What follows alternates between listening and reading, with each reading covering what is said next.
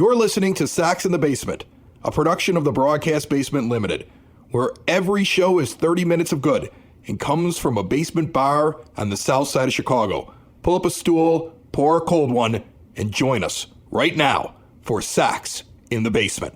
Heard everywhere podcasts can be found, and always at soxinthebasement.com.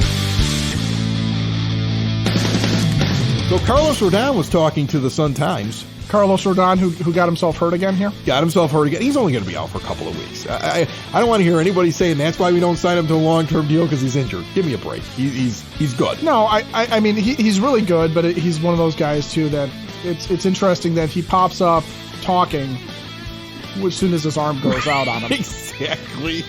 So he gets asked some questions like why the Sox non-tendering him.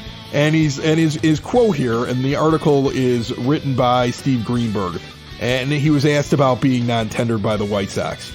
And he says, I don't want to come off as a bleep towards the White Sox, but I'll say this, when I got non-tendered, I wasn't hurt, but I took it as a slap in the face. And maybe I deserved it. It was a business decision. It's business, nothing personal. It's a movie quote, as we know, and it's true.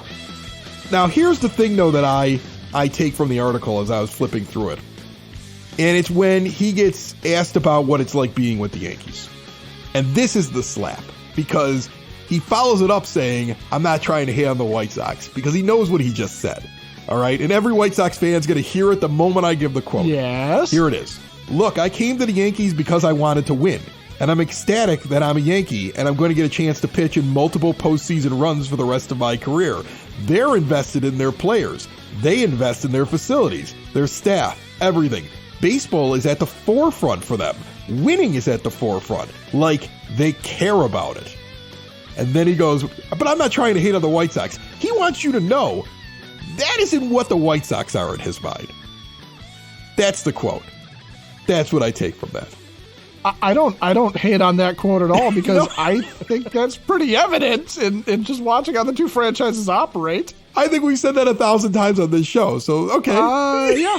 Add him to the big pile that goes up against this front office and this owner. Just throw it on top of the big pile of evidence against them. Another player, a good player, a player that a world-class franchise paid a ton of money to come and play for them, who when you non-tendered him, he went off and pitched his brains out and earned that contract, sitting there saying, hey, I don't know if winning's at the forefront with them as much as it is with the Yankees. That is it. I read his quote, but that's what he's saying.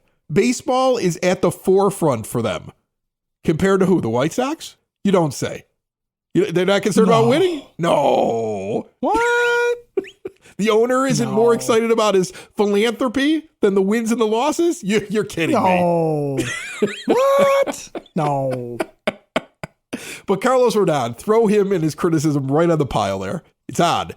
Just add it to the list with the David Sampson quote about coming in second place. Like all this, and just throw it right on top. Carlos is added to the list. Yeah. This Sunday, March 12th, the Southside Irish Parade up Western Avenue. We will be in the epicenter of it at Cork and Kerry, 106th and Western. It's going to be a great time. Ed, myself, going to be there. All kinds of swag, going to be there. We'll raise a pint. You should be there. Get out and join us for the biggest parade that comes to this area. One of the biggest parades in this country at Cork and Kerry. And then throughout the season, make your way down to 33rd and Princeton in the shadow of the ballpark. Cork and Kerry at the park, the official sponsors of Sox in the Basement. And the games are going to be moving quicker. So, I would suggest with all this extra time that's getting taken off with the game clocks, and we're seeing it, it's almost a half hour shorter, these games right now in spring at this point compared to last year. You don't need to rush out of the parking lot anymore. Post-game at the Cork is going to be lit. It's part of your ballpark experience. See more at corkandkerry.com. I'm changing my stance on the WBC to I don't want anybody there except for Yoan Moncada right now. I'm done now. Not a radical departure from your prior stance, but no, yeah, I was fine with the players going. It didn't really bother me because I was like, well, let them go play. Pitchers I worry about because you're putting innings on those arms. And you watch that as the season goes on, where all of a sudden a guy isn't available for a couple of starts. Like, we always worry about injuries with players, right? Because we've been snake bit so many times as White Sox fans. But the vast majority of players in the WBC are going to go play and come back and be fine. And so I don't normally worry about position players, but now I'm watching what's going on in camp, and I'm seeing, Pedro Grifol sitting there telling people like, yeah, I'm looking at everything from a 7 to 10 day period. And I'm not even looking at the end of spring training right now. And he goes and he has a team meeting and he goes, okay, this stuff you guys have been doing, we're going to knock that off. We're going to focus on fundamentals. We're going to do this thing here. We're going to do this thing here. Go. And trying to get that reaction out of them and trying to teach them his way, this new White Sox way. And I don't know how much stock I put into it because, whenever I hear that kind of stuff, I go, okay, well, let's see it happen on the field. Let's see it in the regular season. Let's see if there's really a change, that this team, like, philosophically just plays different and plays smarter baseball, and how much impact can a manager really have.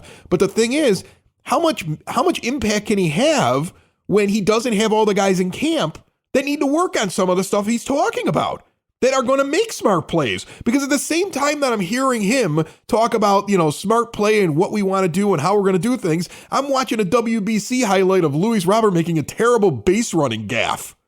Right? Yeah. So I'm sitting there going, man, he needs to be in camp so his manager will yell at him for that. Well, and you ask, where can a manager make a difference? And you can't confuse the impact managers have on wins and losses directly by the decisions that they make in game versus what they do and how they get their guys to play, right? And that was one of the things that we were looking at last year with Tony was he trying to go back to an Oakland A's offense of high on base, have guys hit singles, keep the line moving type of thing, and taking the bat out of the hands of the power hitters and not really doing the 2022 version of Major League Baseball. With Grifol trying to get them to make fundamentally sound decisions and when he wants them to run and under what circumstances he wants them to take an extra base and, hitting the cutoff guy and positioning and all that stuff, that he does have an impact on because he's got to basically set the expectations for the players. Whether or not they actually follow him is another story, but he at least has to be able to set the expectations. And you're right. If they're away from the team, he's not in their ear saying, I don't want you to do that. I don't want you to go after a ball like that in the outfield. I'd rather you just play it off the wall. I don't want you to take an extra base in this situation. I'd rather you just take the single. I don't want you to steal here. Okay. This is not a situation in which you have the green light. All of those things are true. This article, Chris Towers wrote this at CBS Sports. It focuses on fantasy baseball, but I always love reading these because they're all talking about, evaluating a player and trying to figure out like what's his track for this year. And they made a list of like 10 Major League Baseball players to watch in the WBC and see what they're going to do, because it might tell you whether or not it's going to be the same as last year or if it's going to change. Now, he starts off talking about Robert, saying the biggest issue for Robert in his career has been health.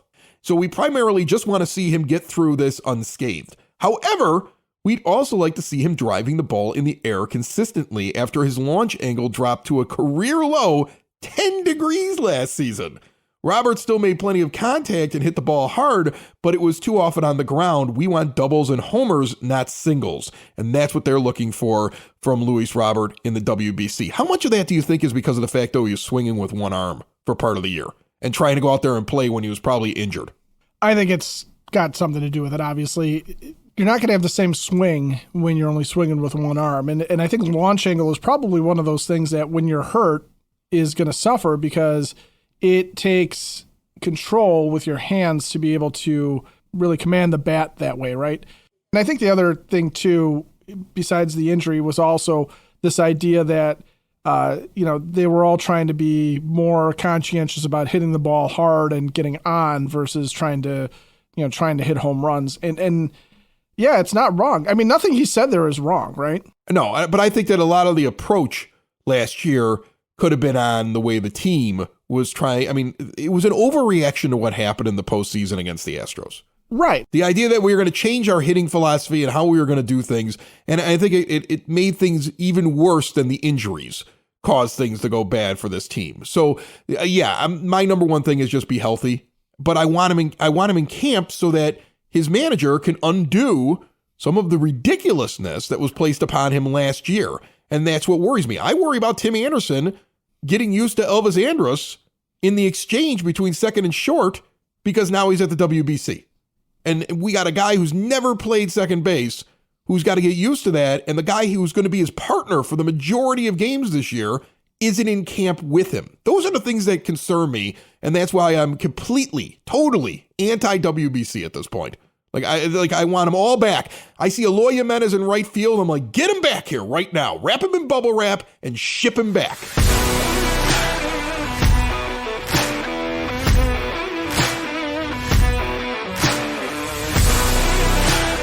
Sox and Basement listeners, if you're looking for new exterior windows, doors, patio doors, storm doors, there's only one place to go. It's Window and Door Superstore of Oak Forest. No high-pressure sales. Nobody's showing up, sitting in your living room, sitting at your table, putting their feet up on the couch. None of that is happening. They're not bringing in a bunch of rickety old doors they've walked into everybody else's home that really aren't representative of what you're going to have in your home. You got to imagine everything and look through a catalog, and then they don't want to leave because they're like, come on, if you sign today, you're going to get a couple percentage points off. None of that stuff. Forget it. They're going to give you a great price. They're going to have you come to their superstore location. You're going to look at everything in person, full size. That's how they have it set up. Owners are in the showroom. They're on site. They don't farm out the work. It's all of their employees. So they are with you from the beginning to the end. They've done that for 40 years. Been in Oak Forest since 1985, and all major brands are custom made with no stock items. That way you get a perfect fit. Stop in and see the Window and Door Superstore of Oak Forest. Make it your first stop when you're thinking about making these additions, these improvements on your home. They're a half block east of 159th and Ridgeland at 6280 159th Street. Learn more at windowdooroakforest.com. I was looking at Pedro Grifol's lineups for the last couple of weeks down in spring training. Why do you think I was doing that, Ed? Because that seems like a crazy thing to do at this point in spring training. Well, I would say crippling boredom, but I'm going to go out on a limb and guess you probably noticed a pattern developing. I did. And the reason that I went to look was because he made a comment recently that Andrew Benintendi in the 3 spot was by design and was not a mistake. Which was an interesting comment, because what manager is going to sit there and go, wait, where did I hit him? Oh, Hey! Hey, did nobody... I didn't want him... All right, that was a mistake. We assumed him in the 2 spot because that's where he's played the majority of his career. And we're like, that makes sense. He's going to play there. He's going to be really good. A lot of teams put, better hitters in the 2 spot. But, Benintendi's been there for a while. What he's doing, though, is he's putting him in the 3 spot. So I was like, okay, let's go back and see how often has he actually used him in the 3 spot. And then just by looking at that, I saw other patterns. I'll start on February the 27th. Tim Anderson's leading off. Benintendi's in the 3 spot. Your 2 spot is Luis Robert in between the two of them. Eloy Jimenez is 4 with Moncada, Vaughn, and Grandal going 5, 6, 7. The 28th, he does the same thing. Anderson, Robert, but now he's resting Benintendi. So Yohan Moncada goes in that slot. Eloy Jimenez is batting in the 4 spot. What he's doing is there's set spots as I flip through. The 1 spot's always TA until he leaves for the WBC. Right. If Andrew Benintendi is playing, it's always Benintendi in the 3 spot. If Eloy Jimenez is playing, he's always in the 4 spot. And if Luis Robert is playing, he's always in the 2 spot. Your 1, 2, 3, and 4, Anderson, Robert, Benintendi, and Jimenez, they have not, at least when I look back, let's say starting on the 27th, I started there. Okay, I figured a couple days, let everybody get used to things, and then I just started going through lineups. When those guys are in the lineup, they're always in that position. Those are their set spots. I think it's very obvious as I go through it. Like he might, when somebody leaves, right? So when Robert left, then he starts playing with the 2 spot. Andrus has been in there. Vaughn's been in there. I think Oscar Colas was in there once. When Anderson leaves, he plays with the 1 spot. I've seen Colas up at the top a couple of times. He's giving him a bunch of at-bats. He's like, here you go, young man. Get up there and let's just get you at the plate as many times as possible. I want to see what you're doing. When Jimenez left, now he plays around in the 4 spot. Okay, I think I've seen Jake Berger slide in there a couple of times. Right? And so Benintendi isn't going anywhere. So he's just sitting in the 3 happily. But those top 4 spots, that's the lineup. And so what I know Tim Anderson makes sense in the 1 spot. I'm not even going to go through where he's at in the 1. I think we've done that before, and that's where he's going to be. Luis Robert, this guy's like the key to this season. In his career, And in 56 games that he's played, about 243 plate appearances, 304 with an 872 OPS in the 2 spot. I'm fine with that. Yeah, that's good. Benintendi was interesting because even though he's played in the 2 spot for most of his life in the batting order, 306 games with 1,371 plate appearances in the 2 spot, he's done 94 games with 394 in the 3 spot, and it's one of the best places. In fact, I would argue it's the best place that he hits in any lineup for his career. An 811 OPS and a 293 average. Eloy Jimenez is the most intriguing one, though, and this is why the back end of the lineup, whoever goes 5, is going to mean so much. Because Eloy, his best spot has been in a very small sample size. I think it's 94 plate appearances. He killed it when he batted in the 3rd spot so far in his career. When he bats in the 4th spot, he goes down a little bit. He goes from like 367 in the 3 spot to 263. But his OPS stays at about 807. He gets even worse in the 5 spot. Average goes down, the OPS goes down. Why is that? Because as you go down the lineup, you have less protection. Eloy Jimenez needs protection. He should have a monster year this year, but whoever's in the 5 spot may be one of the biggest decisions that has to be made. And looking at the lineups, he still hasn't figured out exactly who that is, Ed. And that's probably what he's doing right now, right? He's probably looking at Andrew Vaughn going, does he fit there? He's probably thinking about Yasmani Grandal. Does he fit there? He's probably thinking about Oscar Colas, quite frankly, and looking at what he's doing and how much contact he's making and wondering if that's the guy that follows up Eloy Jimenez and gives him the protection. Nah, but he hasn't tried him yet there. So I don't think I'm not talking yet. about where he's putting him in the lineup. Don't read too much into that, especially with all these guys gone. He's just getting at bats, okay, and looking at their approach at the plate. Right now, with half the team off in the WBC, he's not going to bat Oscar Colas 5th with, you know, a bunch of guys, Adam Hazley and Jake Marisnick in front of him, right? Because it's not going to do anything necessarily to change his approach, because he's not going to have guys on base if Billy Hamilton's in front of him. Because Billy Hamilton's hitting 100 and has, you know, basically been on base 3 times the entire spring so far. So I think what he's doing is he's probably looking at these guys, looking at whether or not they're taking a good approach, making good contact, and because what are you looking for behind Eloy Jimenez? Do you give a crap how many home runs the guy hits? Or are you looking to see, is this a guy that a pitcher's going to look at and go, if I put one more guy on, okay, if I put the 4th hitter on, which now has 2 or 3 guys on base in this inning, if I put one more guy on, can I afford to monkey around with the 5th place hitter because he's likely to get a hit or he's likely to take a walk or he's going to give me a really tough at bat? Because that's where Vaughn or Colas would come into play. And this look at the options to sit behind Eloy Jimenez in the 5 spot is brought to you this week by the Village of Lamont. Want to experience a downtown with real history, great eats and drinks, and green spaces filled with adventure? Visit the Village of Lamont. Shop, dine, drink, and explore at lamontdowntown.com. Before Moncada leaves, he's getting a tryout sitting behind Jimenez, I can see. After he leaves, Grandal is almost exclusively sitting behind him. If he's playing, he's sitting in the 5 spot. And I've also seen him try out Andrew Vaughn there. So the question, I think those are the 3 choices he's trying to pick from. Just gut feeling. Who do you think should be sitting behind him? I think you're looking at, with Yasmani Grandal, you're looking at his body of work in the past. And you're looking at him as a guy that has always given a good at bat. Okay, so that's where he comes into play. I think with Vaughn, what you're looking at a guy who is a rising hitter in this lineup and a guy that you're looking at as someone who's going to take the next step and become another tough at bat and another tough out. I don't think you're necessarily worried with Vaughn and Eloy Jimenez being back-to-back right-handed hitters necessarily. Woe be to the lefty who has to face those two, but I don't think that that's going to be as big of a concern. I think probably you're looking at what I was talking about earlier, the idea that who's going to give you a tough at bat. Now, if you look at where Vaughn has had his success, it's not really been batting 5th or 6th. It's been lower, just like Moncada. When he's batting 7th, it's Moncada. like 7th has been his best thing. 168 plate appearances, hitting 283, 866 OPS. You move him up just to the 6th spot, he's hitting 234 with a 678 OPS.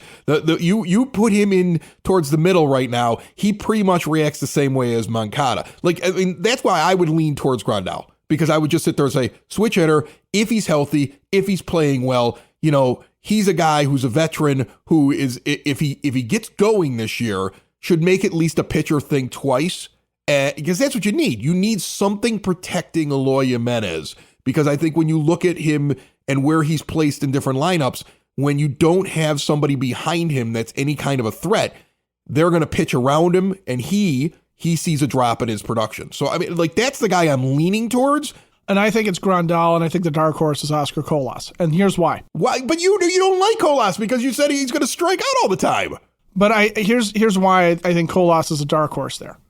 Because if he shows in spring here that he can be dangerous enough, even with the strikeouts, I think he's a guy that could occupy that spot with the idea that Yasmani Grandal helps protect him as well, okay? I really do think it's probably more Yaz, when he's in there, is batting fifth, protecting Eloy Jimenez, and then you've got Colas being protected by Vaughn and Moncada, with Elvis Andrus hitting ninth.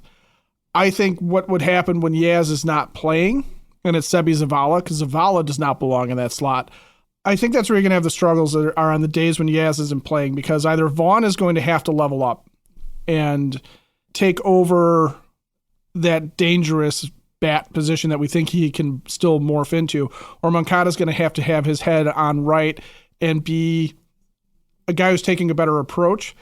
Because otherwise, I think you're going to have a situation there where Colas maybe has to come up because he is considered just to be the most dangerous. And even with the strikeouts, I don't know that it's necessarily a given that you're not going to have a strikeout issue from Yasmani Grandal at this point in his career, or that, you're not going to have a strikeout issue from Yohan Moncada or Andrew Vaughn, who aren't exactly like guys that never, ever K. Sox in the Basement listeners, do the hard work. And if you're a hardworking man or woman on the South Side, you need to be outfitted properly. And that's why you should visit Red Wing Shoes in Evergreen Park, New Lenox, and Geneva. A work boots specialty store that carries sizes from 6 to 16 and feet as wide as 4E. A 115-year-old company that came out of Red Wing, Minnesota. And one of its largest stores in the entire Midwest is in Evergreen Park, Illinois, ever since 1976. When you're on your feet, the footwear is everything. So why not get an expert fitting? They warranty, repair, and offer free conditioning with laces. And they also carry Carhartt work clothing as well. Located at 3347 West 95th Street in Evergreen Park, Illinois, at 208 East Maple Street on Route 30 in New Lenox, or at 1749 South Randall Road in Geneva. Visit them today. You work hard. You've earned it. Red Wing Shoes. So with all the questions from 5, 6, 7, and 8 in the lineup, it really becomes important that Tim Anderson is Tim Anderson this year. It's really important that Luis Robert becomes the star that he's supposed to be. It's really important that, Andrew Benintendi just continues to be what Andrew Benintendi is. In fact, for a guy who wasn't on the team last year, I'm most confident in him. Plug him in the 3 spot, look at his career numbers, I'm good. Just do it, Andrew. Because I don't have any White Sox angst on him. Right? I don't sit around and go, oh man, these are Benintendi's flaws. Because I don't really know his flaws as much because I don't watch him on a regular basis like I've watched these guys over the last couple of years. And then Eloy Jimenez, there's a lot of people projecting him to have a monster year this year. You can look at national projections in the fantasy baseball world. They've got him really high amongst all outfielders in baseball. They really do, when they're projecting them out. He's going to have, I've seen suggestions of 40 home run season. 40 home run season and an average near 300. Like the way that they've kind of looked at things when he was healthy and when he's in a groove and when you see him without any kind of problems, this is what he does. And if you get a full season from this, I see these pie in the sky numbers from him, but it does matter who's sitting behind him. So I think one of the questions is who sits behind him. And the other thing is, will those guys in the top 4 be as advertised and what's expected? Because you know what? If they're not, it doesn't matter how they slot 5, 6, 7, and 8. It has no bearing on it, because if those guys are consistent and healthy and driving the lineup, it'll be a long season. Well, you want to talk about White Sox angst on a guy? I'm sitting here bagging on Andrew Vaughn's strikeout rate.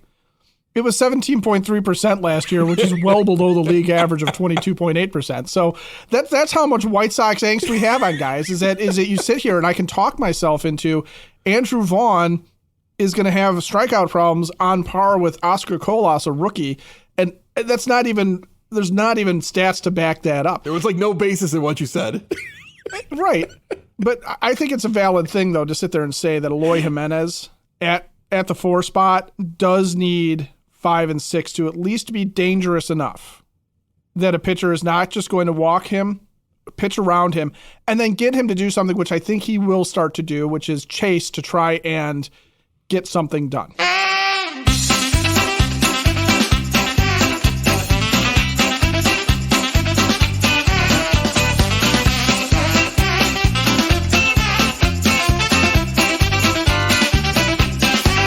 That music means it's time to nerd out with the Sox Nerd. Dave Marran is up in the scoreboard. Not in the scoreboard. He's like in another part of the stadium, but he's putting really cool stuff up on the scoreboard at the rate.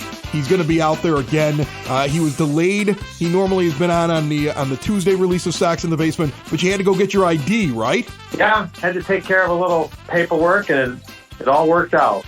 So even the staff over at the stadium now getting ready for a new season, which I think is going to be pretty good. And I'm excited. Yeah. I'm going to tell you something. I said it on this show. Elvis Andrus is not the first choice in free agency that you want, but there's a lot of upside to things he can bring to the team. And right now, he's kind of making you excited with his glove and the fact that he seems to be a pretty steady voice coming out of that locker room. He's going to be at second base starting most games, and we've been moving around the horn and checking out different positions with Sox Nerd each and every week, and Dave here has second base ready to break down on Sox in the Basement today. So go ahead and take it away, my friend. Chris, you remember Micah Johnson? Yes. Why the heck am I talking about Micah Johnson? Well, Micah was the last Sox player to play his first big league game at second base on opening day. And that happened in 2015, and it appears that's what's going to happen with Elvis this opening day. You know, as you said, everyone's happy to have Elvis back, but let's not forget he emerged from 2022 having played all of his 1,914 games at shortstop. Andrew Vaughn, Dick Allen, Reed Nichols, and Mike Huff have played more Sox games at second base than Elvis. Elvis's only appearance as a pro at a position other than shortstop was one game covering 2 innings at second base for the Braves Rookie League team in 2005. One game in center field in the Venezuelan Winter League, and one game in right field also in the Venezuelan Winter League. That transition will be one of the most interesting storylines to watch early in the season. Hopefully, Chris, Elvis lasts longer than Micah Johnson, whose Sox career was all of 36 games in 2015. You know, last week we nerded out by talking about the stability the Sox have had at first base on opening day. And I stumped you with Greg Norton. Do you remember that? I remember it. That ain't the case at second base. Unless the White Sox reacquire Josh Harrison and start him on March 30th in Houston, this will mark the 11th year in a row the Sox have started the season with a different player at second base. Do you want to take a crack at who the last Sox player was to start consecutive opening days at second base? Oh man, it's got, I mean, like what is it? That's like around 20, it's 2012, 2011, yep. 2012. 2012, 2013. Gordon Beckham. It was Gordon Beckham. So since Beckham repeated as the Sox opening day second baseman, Marcus Semien, Micah Johnson, Brett Lawrie, Tyler Saladino, Yoan Moncada, Yolmer Sanchez, Larry Garcia, Nick Madrigal, and Harrison have all started at second base on opening day for the Sox. And if you are wondering if 11 opening day second basemen in 11 years will be a Sox record, the answer is yes. There have been other positions that have had more consecutive years with different starters, but some of those players have repeated in those years. The closest position with no repeats, it's first base with 10 from 1908 to 1917. So there it is, Chris. Not a lot of continuity at second base. No, I think it's pretty obvious that the current front office could care less who's out at second base. It's like the afterthought of the team, isn't it? By the way, Nerding Out with the Sox Nerd, Dave Marran, brought to you by the law offices of Parente and Norm. When you've been injured, you need a team that will do what it takes to fight for your rights. The insurance companies only care about one thing, the bottom line. They have a team with experience, dedication, proven results it takes to get you the care and compensation you deserve, and they've recovered nearly $500 million for injured clients and their loved ones Free case evaluation. Call or text them today, 312-641-5926, or visit pninjurylaw.com. Chris, here's my zinger. Wait, you got a zinger? Okay, here's the deal. If you surprise me, if you shock me, if you blow my socks off, which I'm sure you're going to do, first beers on me, Cork and Carry, Southside Irish Parade. Go. With Elvis Andrus probably starting fresh at second base on opening day, I found a few other recent examples of veteran Sox players starting at a completely new position on opening day. They are Diane Viciato in left field in 2012, Jose Valentin in center field in 2001, and Kenny Williams at third base in 1989. Ken Williams at third base in 1989. What a mess of a team. And now I owe you a pint. Sox in the basement. Sox in the basement. Sox in the basement. Sox in the Basement. Heard everywhere podcasts can be found, and always on soxinthebasement.com.